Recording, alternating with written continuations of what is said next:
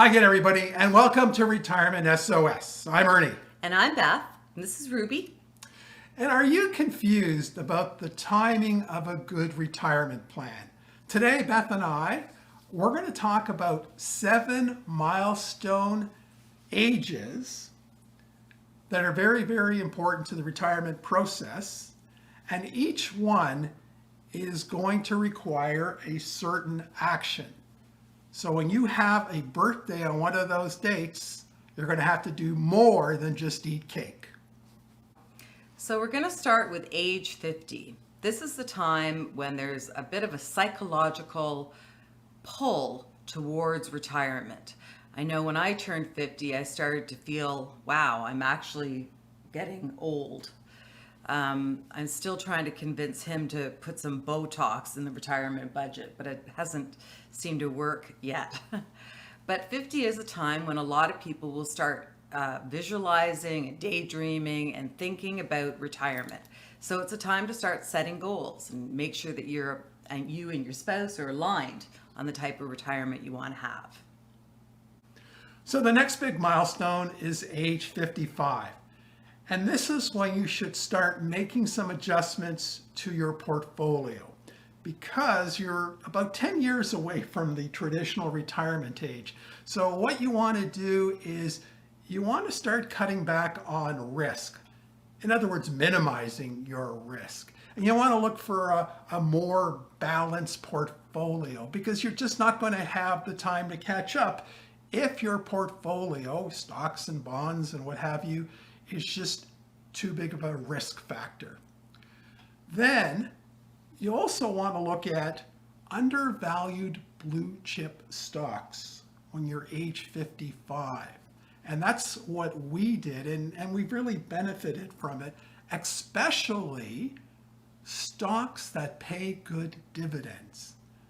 A retiree's best friend, especially at age 55, are dividends.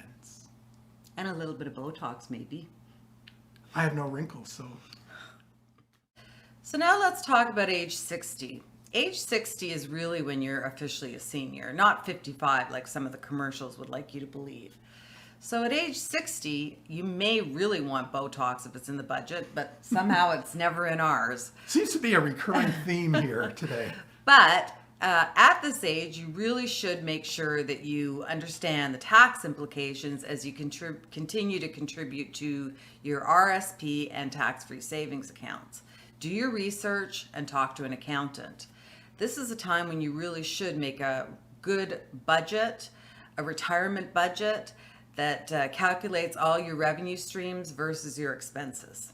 Even if you do a rough draft at age 60, so you have an idea of where you've got to maybe cut down the non-value added expenses and to look at your income stream. So this is like a nice relaxing time to do it. And on that budget, make sure to list every expense. And if you don't exactly know how much something's going to cost, leave a placeholder in your budget so that you know the money is set aside. At age 60 in Canada, you can collect your Canada pension. However, we don't recommend doing that if at all possible because you are collecting it at a reduced rate. So it's always best to collect it after age 65. Yeah, and we're using, as Beth said, age 65 as a baseline. There is a statistic that says age 63 and a half is the average age that people retire in North America. Now, I don't know how accurate that is with inflation and the world we live in today. I think people are working beyond age 63 and a half. However, it is at this age that you should definitely look at estate planning, make sure that you have a will in place, maybe even power of attorney, look at all those kind of details. It's also a good age to start an emergency fund if you can. Also, you really should be minimizing your debt by age 63 and a half, if at all possible, because you do want to enter retirement with as little liability as possible. And then there might even be money left over for Botox. I doubt it, though. He won't let me get it. So the next age we're going to look at is the traditional retirement age in North America. And that's age 65, and that's the age that I retired. Now, if you have the means and the mindset, my advice is don't work past this age, because time is also a very valuable commodity. And I don't understand why people work past 65 if they don't have to. I agree. Age 65 is also the earliest age that you can collect Old Age Security, or OAS, in Canada. So once again, at age 65, most people traditionally start collecting their CPP, Canada Pension, their OAS, Old Age Security, and some may even have a corporate pension to withdraw from if they're lucky.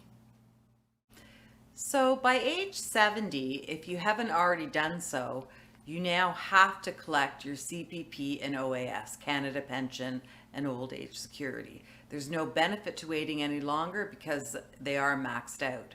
Now, if you have held off until age 70, good for you, because you are getting the maximum amount that you're allowed to get. So in Canada, many people, when they're in their 20s and 30s, will take out an RRSP, a Registered Retirement Saving Plan.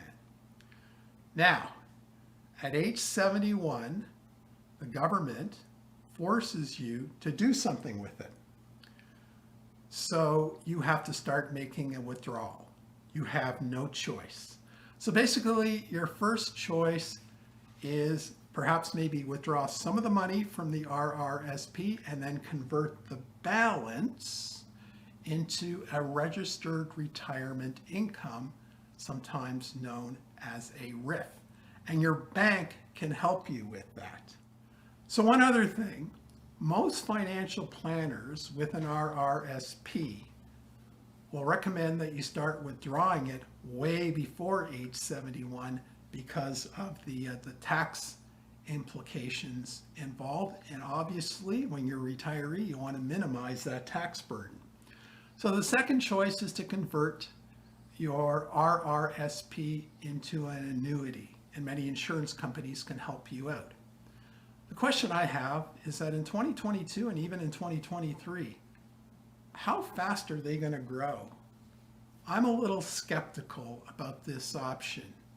So review it very carefully and please proceed with caution. So being familiar with age benchmarks are essential for a good structured retirement plan. So good luck with yours. Hey, just want to let you know, we've got some really cool videos coming up about retirement, so please consider subscribing to the channel. So until next time. Bye for now.